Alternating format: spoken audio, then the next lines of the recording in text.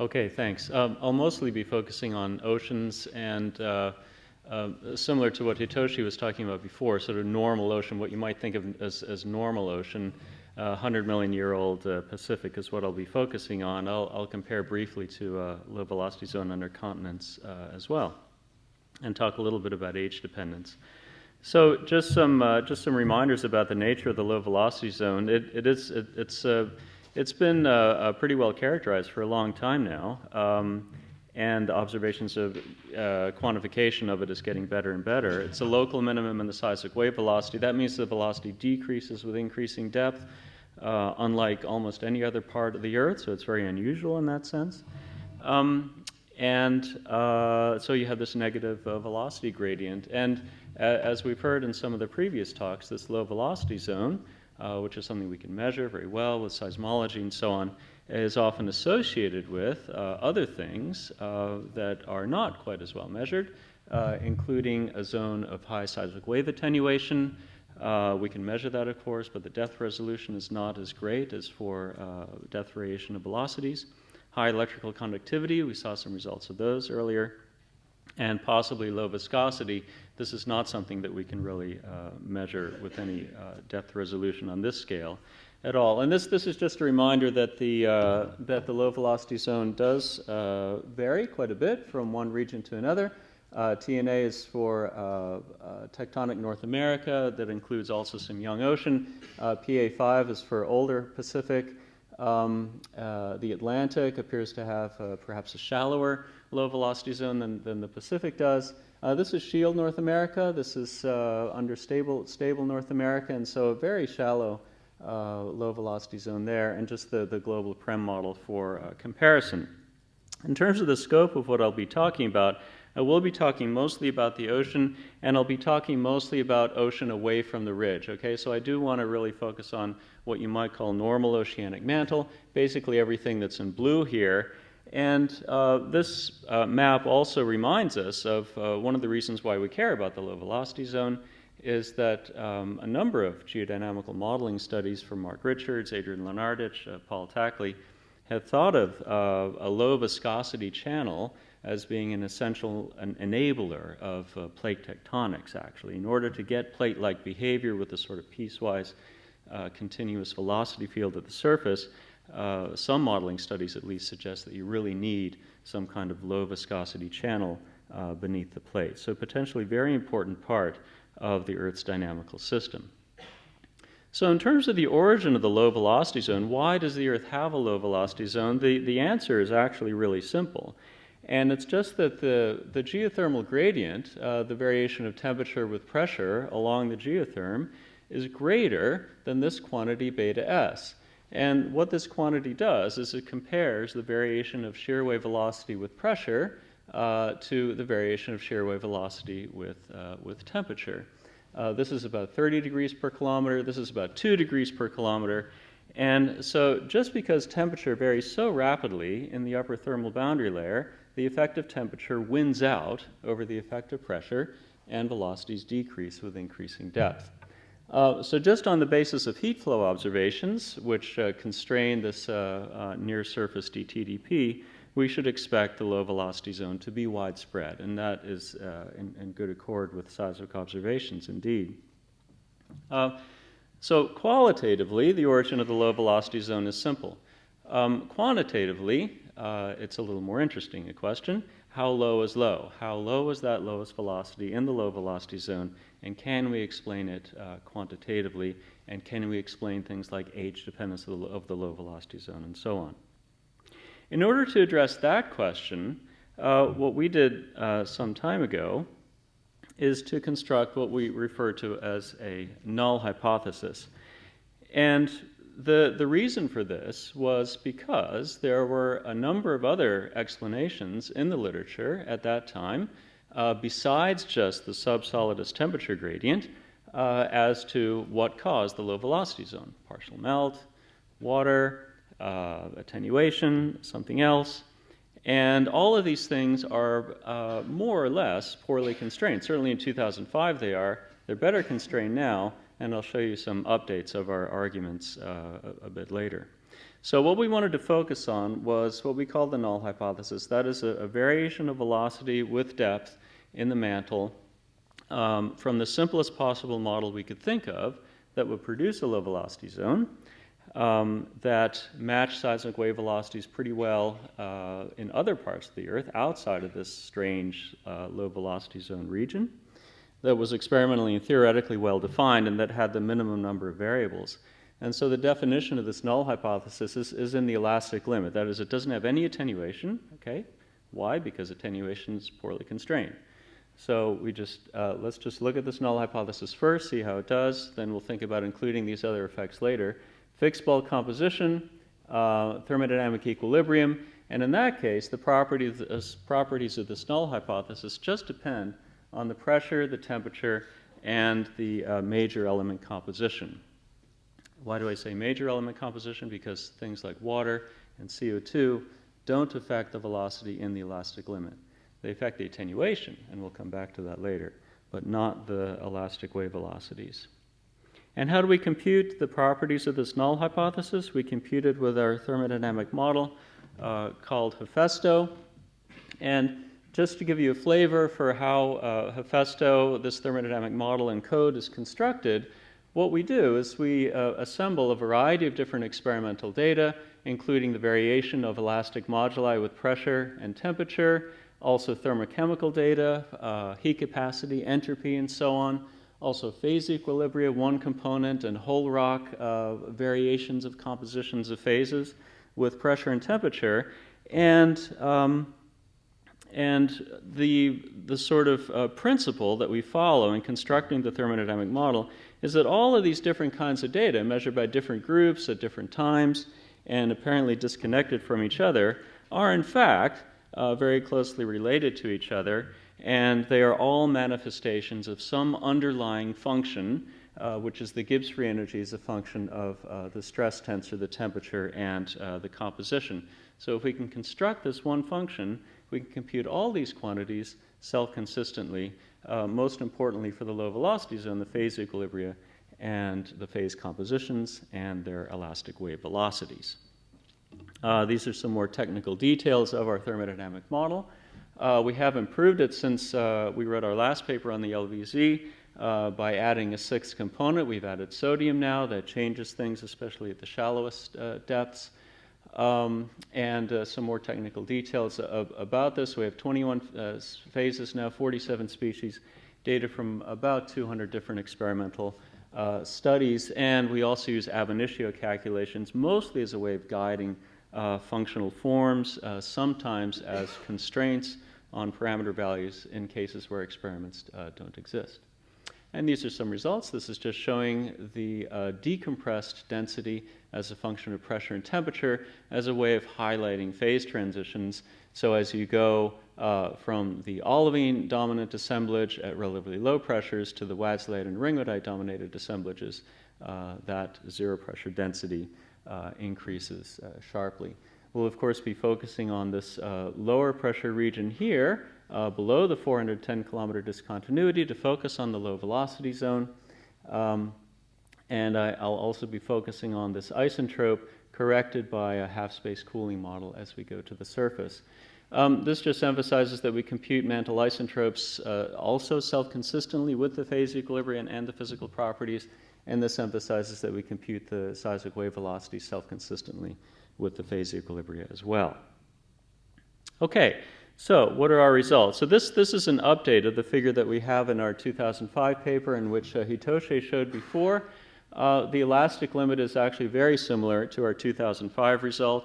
The biggest differences are here at shallow depths, where the velocity is a bit more constant than what we found in 2005, perhaps in better agreement with this idea of the seismic lid, and that's due to the inclusion of sodium, which sort of ameliorates the effect of the plage to spinel to garnet transitions a bit. The envelope is an estimate of uncertainties due to underlying uncertainties in the experimental data that go into constraining the model. So this is the null hypothesis. This is in the elastic limit, and it's along a 1600 Kelvin isentrope corrected with a half-space cooling model for a 100-million-year-old oceanic lithosphere. And what you can see is that even with no attenuation, no partial melt, no nothing, you get a very well-defined low velocity zone. It's at the right depth. And the lowest velocities here are quite a bit lower than they are in other parts of the mantle. They're not quite as low as seismic models show.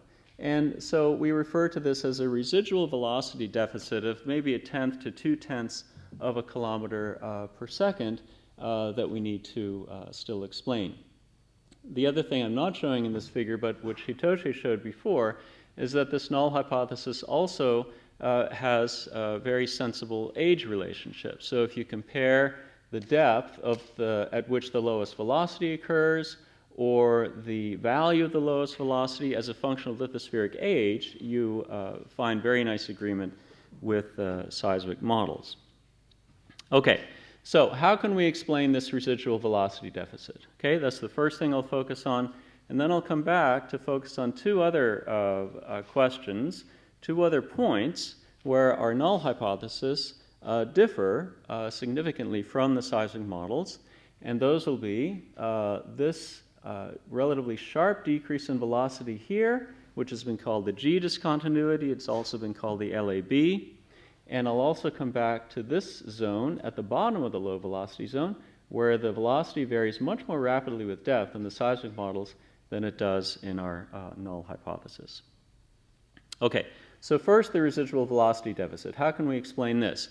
Well, the natural thing to look at first, I think, is attenuation, because seismology tells us that there is attenuation in the low velocity zone. It is a high attenuation zone.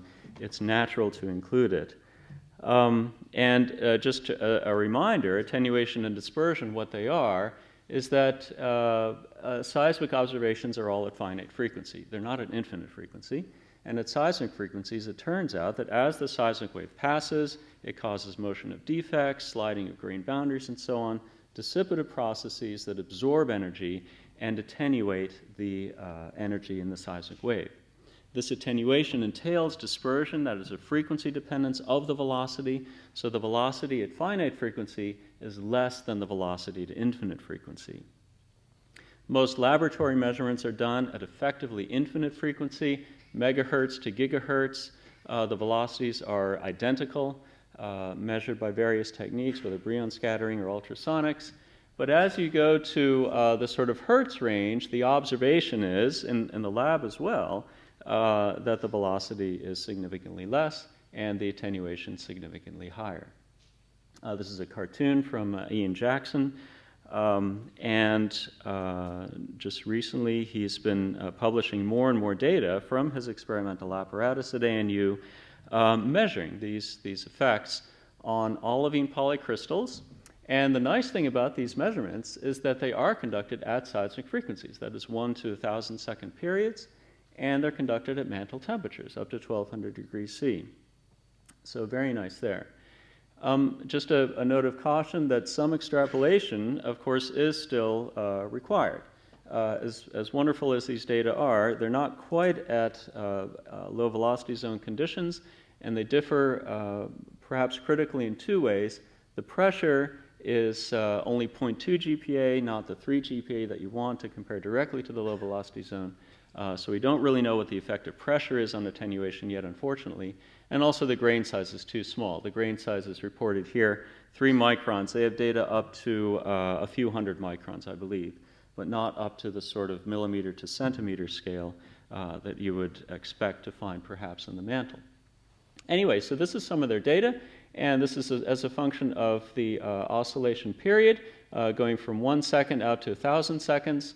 And what you see is that as the period increases, the attenuation goes up, increases, and it also increases with increasing temperature from 800 to 1,200 degrees C.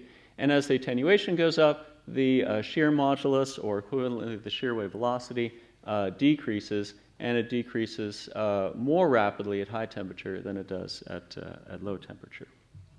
Okay, one thing to point out here, notice how the lines here are from a model that they have fit to their data, not only to this data, but to a wide variety of other data on many other specimens at different grain sizes and different conditions and different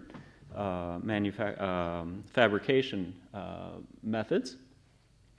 Anyway, what this model shows is that the attenuation decreases with increasing frequency or decreasing period systematically until you get to here. And then the attenuation only decreases up to a point and then kind of flattens off. And there's the hint of this peak. Now, I'll come back to this peak later. It's not very well constrained by the data, all right? But there is a hint of it in the data, and they chose to model their data this way. And I'll come back to this sort of extra peak, sort of lurking at the edge of the data a little bit later. Okay, well, let's just apply their model to the null, add it to the null hypothesis and see what we get. And this is what we get. So here's the null hypothesis again. Here is including the effect of attenuation from the Fowle and Jackson 2005 model or from the Jackson and Fowle 2010 model. And what you see is that attenuation explains the residual velocity deficit beautifully, almost too well. It agrees beautifully with the minimum velocities that the seismic models see. Let's see, this is for constant 1 centimeter grain size. I've tried to keep it really simple, this calculation. Again, the same simple 1600 K adiabat corrected with a 100 million year old conductive cooling near the surface. And some other interesting things are that the velocity drops quite rapidly here at the top of the low velocity zone. And it drops as rapidly as the Nishimura and Forsyth model here, as rapidly as this drop here.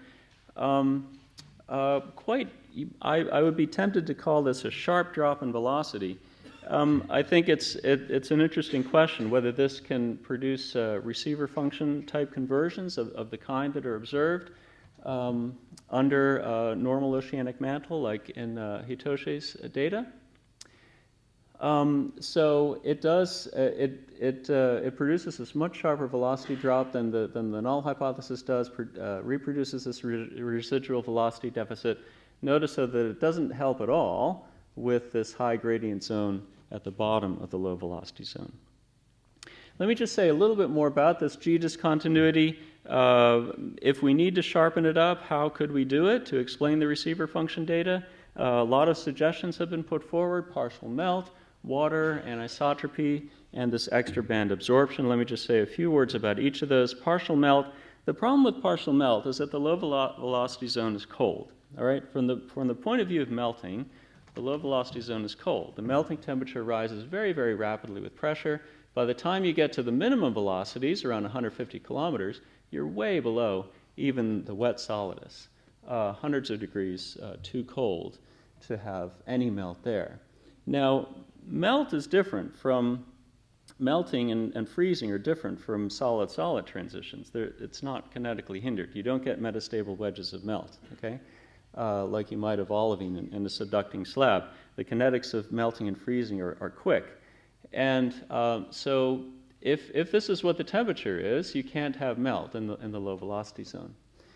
And this is the dry peridotite solidus. This is for 200 ppm water, which is at the sort of upper end of what you might expect in normal mantle.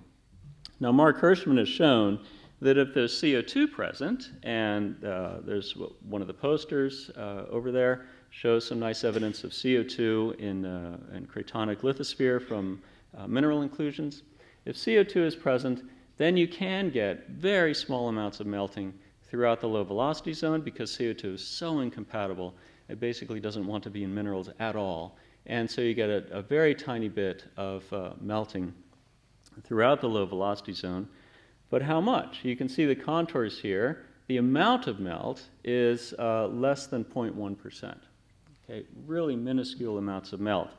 So can you completely exclude melt from the low velocity zone? No, but the amount of melt is so tiny, according to thermodynamic equilibrium anyway, that it's effectively zero, because 0.1% partial melt won't affect seismic wave velocities at all. Not measurably anyway.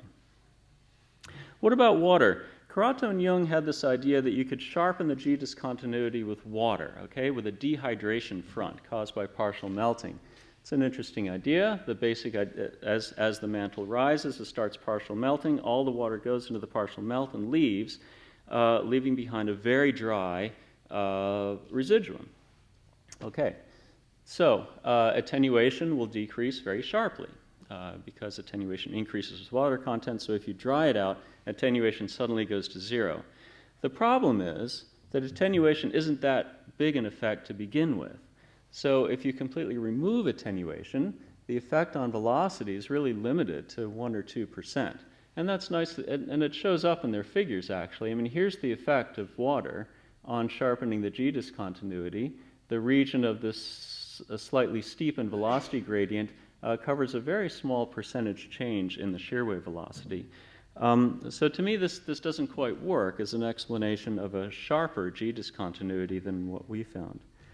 What about anisotropy? This is just a reminder that when you are looking at receiver functions, you're looking at the slower of the two S-wave polarizations, normally referred to as SV, perhaps confusingly, but it would be the SV that you're sensitive to in a receiver function study, and that's the slower of the two. So you would tend to go from slower shear wave velocity in the asthenosphere to faster in a region that isn't anisotropic above it. And this is just an example, one study where Ben et al. Looked at focusing of dislocation strain in the asthenosphere and related it to anisotropy in the asthenosphere. One possible way of focusing, maybe with a variety of grain sizes or different phases, maybe you can sharpen this a little bit more. Just an idea. The other idea that's recently been put forward from Carato's group at Yale is that there's an extra absorption peak. This is what I was referring to earlier when we were looking at the absorption data. An extra absorption peak lurking. What I mean by lurking is that it's actually not in the data. It's at the edge of the data. It's at the edge of the experimental data. It's at the edge of what seismology can see for the observations so far. But if that lurking peak can somehow shift into the seismic band by changing pressure or temperature or water content, then all kinds of strange and wonderful things can happen.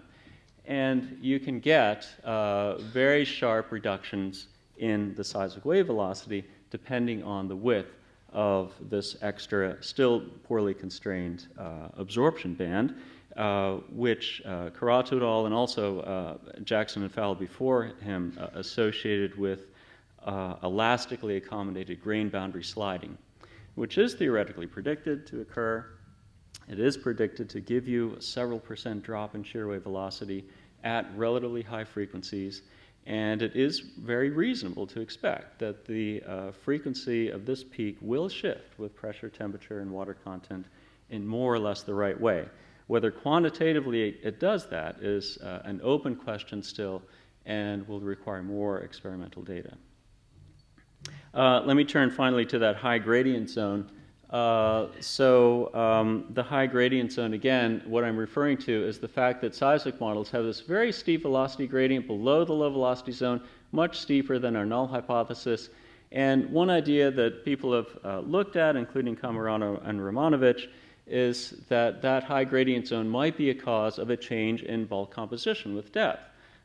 Carolina and I have looked at this idea that the mantle might be a mechanical mixture of basalt and hartsbrugite, and if you can change the relative proportions of those two as a function of depth, that could contribute to a higher velocity gradient.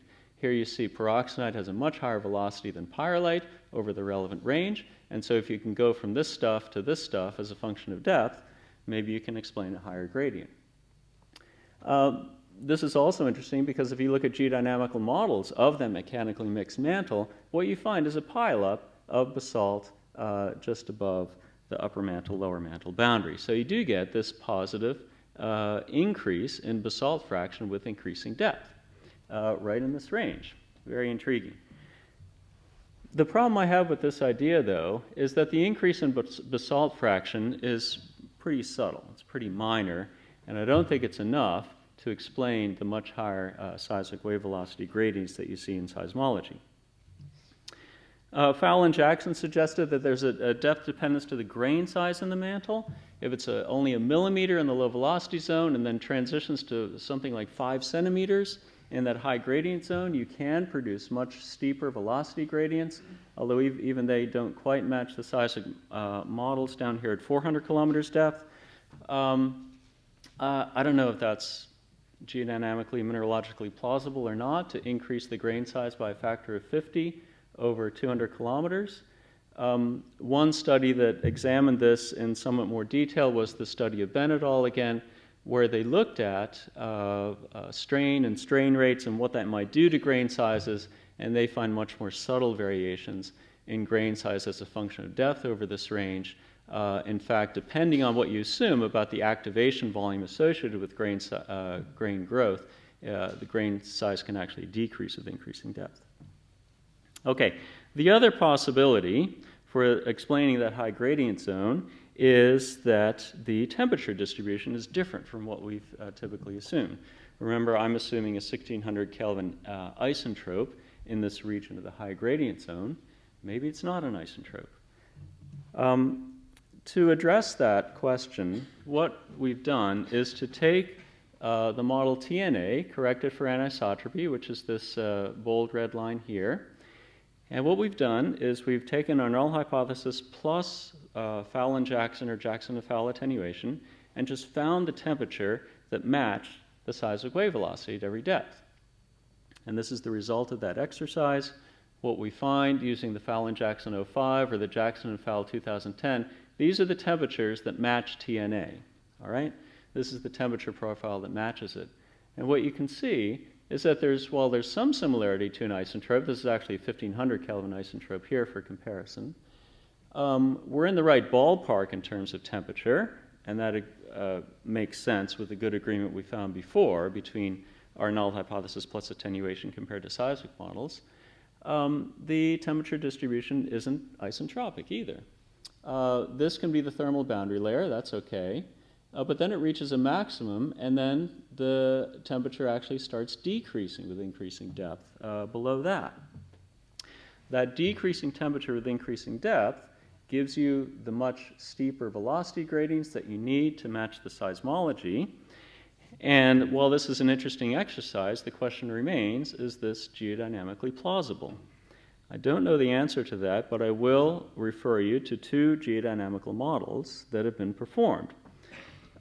This is from Tackley et al. 1993. This is a more recent one from Rodri Davies, who we're working together with on various things. And what both of these models show are decreasing temperature with increasing depth right in that relevant range, right at the base of the low velocity zone. These decreases in temperature, I believe, are related to the fact that there are phase transitions with negative Clapeyron slopes in these models, and that could be causing this decrease in temperature with depth. In any case, what we all know about vigorously convecting mantle being isentropic, obviously we all know that, right? Except that that's not necessarily true if you have spherical geometry, radioactive heat-producing elements, or phase transitions. That can break the simple picture that we have of the isentropic gradient in convecting systems. And I'll leave the conclusions on the slide here. Basically, the null hypothesis is still doing very well in terms of producing a low velocity zone with the right age dependence and so on. Including attenuation from the laboratory data explains the residual velocity deficit now, and that's different from our 2005, where we still weren't quite explaining it with seismologically derived attenuation models. It does produce this large magnitude, and I would say fairly sharp decrease in velocity at the top of the low velocity zone. Partial melt in the low velocity zone, I think, is difficult to reconcile with thermodynamics. And the high gradient zone you could explain with variations in entropy with depth. Thank you.